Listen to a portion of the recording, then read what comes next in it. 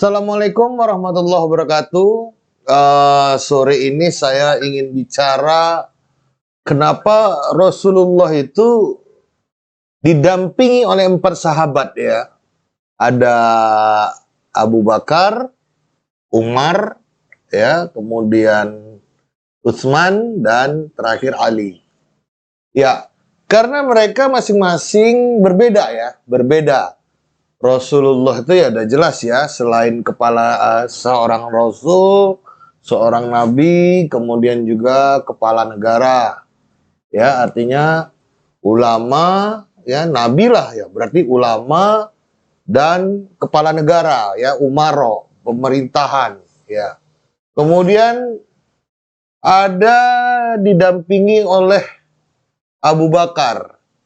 Nah, Abu Bakar ini adalah orang alim ulama, artinya ulama lah ya, karena dia memang orangnya yang paling yakin tidak ada di dunia ini yang bisa mengimbangi keyakinan dia terhadap Islam, ya, keyakinan dia terhadap Allah atau keimanan dia terhadap Allah dan Rasulnya itu tidak ada ya. 2/3 orang yang ada di bumi ini, yang pernah hidup di bumi ini, masih tidak kalah ya, artinya iman Abu Bakar itu tidak kalah dibanding dengan 2/3 daripada iman yang manusia yang ada yang pernah diciptakan oleh Allah Subhanahu wa taala terhadap Islam, terhadap Allah dan terhadap Rasulnya.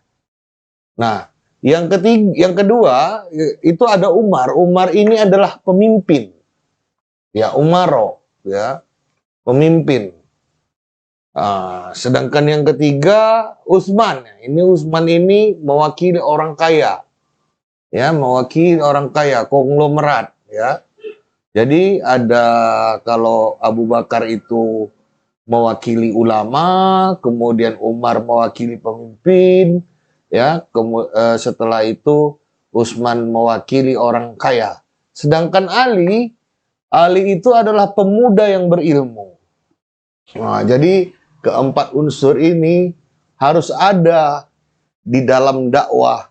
Begitu juga dengan kita di Koperasi Pemasaran Indonesia Bersatu Padu. Harus ada keempat unsur ini. Harus ada yang ulamanya, ya, artinya orang yang tahu tentang agama, karena kita menjalankan koperasi ini kan secara syariah kan begitu. Jadi harus ada dewan syariah ataupun ustadz lah ya, ulama-ulama yang mengetahui tentang fikih muamalah, bagaimana kita berbisnis, bagaimana kita jual beli, bagaimana kita hutang piutang, hibah dan lain sebagainya. Jadi harus ada. Kemudian yang kedua adalah umaro, ya, pemimpin. Nah, harus ada di Koperasi Indonesia Bersatu Padu ini juga orang-orang yang di pemerintahan, sebagai pejabat, pemimpin, harus ada yang bergabung di koperasi ini juga gitu ya. Sehingga ya segala sesuatunya bisa lebih dimudahkan begitu. Nah, selanjutnya yang ketiga adalah orang-orang kaya seperti Utsman bin Affan. Ya, bagaimana? Kenapa mesti ada orang kaya? Iya, karena orang-orang kaya inilah yang akan mensupport nanti bagaimana tentang keuangan koperasi sendiri. Ya kan, daripada orang-orang kaya itu menyimpan uangnya kan banyak tuh, miliaran. Nggak mungkin disimpan di bawah bantal. Nggak mungkin. Kalau uang sudah miliaran, tak mungkin disimpan di bawah bantal, mau seberapa tinggi begitu kan? Atau disimpan di rumah di dalam brankas, ya barangkali 1-2 miliar masih bisa lah disimpan. Tapi kalau sudah lebih dari itu, di mana disimpan? Kan begitu. Ya pastinya di bank. Nah, kalau di perbankan pastilah didepositokan riba, ya kan? Di riba. Kalau uang itu harus mengalir dia. Ya, uang itu harus mengalir. Jadi seperti air atau seperti sungai, jangan seperti kolam yang apa namanya tidak ada tempat alirannya, airnya tenang, tapi tidak bersih jadinya, ya kan? Tidak bersih air yang ada di kolam tersebut. Kecuali dibersihkan setiap hari begitu. Tapi kalau air yang mengalir, ya kan, selain juga bersih, suci mensucikan. Dah, mengalir dia. Jadi yang ada itu terus keluar, masuk lagi yang baru, yang lama keluar, masuk lagi yang baru begitu.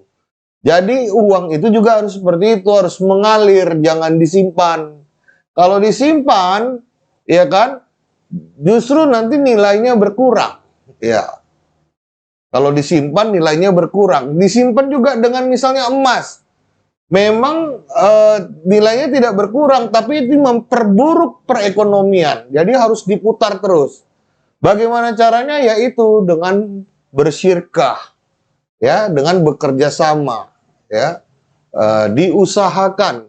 Sekiranya kita tidak mempunyai kemampuan untuk keahlian untuk bersyirkah atau mengelola uang atau membuka usaha, ya cari orang yang ahli dalam berusaha sehingga dan amanah ya tentunya, sehingga uang tersebut bisa berputar, ya, baik itu diinvestasikan, baik itu disyirkahkan, jangan disimpan. Kalau disimpan, ya itu tadi tidak mengalir. Jadi sebaiknya uang itu harusnya mengalir, ya.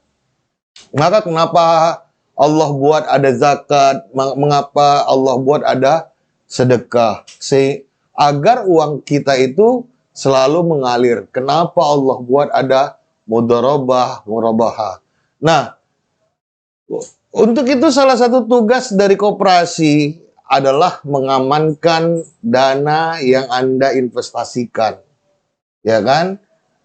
Mencari peluang-peluang bisnis atau usaha-usaha yang investable, sehingga apabila Anda menginvestasikan di di usaha-usaha BUMK, ya, badan usaha milik atau mitra koperasi, bisa berjalan dengan aman, ya kan? Dan koperasi juga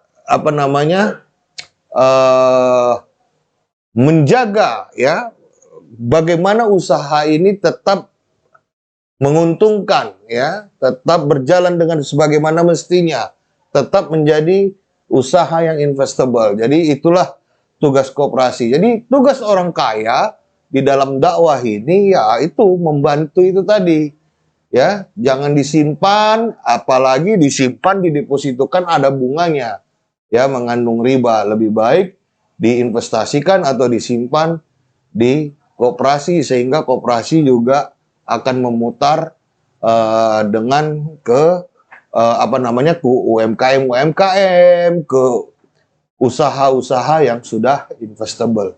Nah, keempat adalah anak muda yang berilmu, Ali bin Abi Thalib. Nah, ini kita harus juga punya, ya. Jadi di sini di koperasi juga harus ada yang pintar sebagai yang tahu, ahli tentang keuangan, ahli tentang pemasaran, ahli tentang produksi, ahli tentang segala macam lah. Jadi teknologi dan segala macam.